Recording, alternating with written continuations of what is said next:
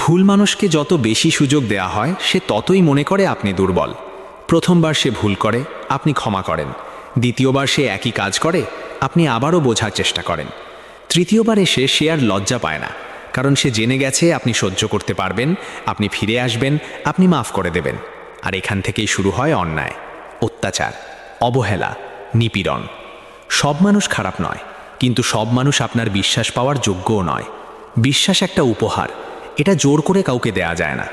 যে বারবার আঘাত করে, যে সুযোগ পেয়ে আপনাকে ছোট করে, যে আপনার নীরবতাকে দুর্বলতা ভাবে, তার কাছে আবারও দরজা খুলে দেওয়া মানে নিজের ক্ষতকে নিজেই গভীর করা।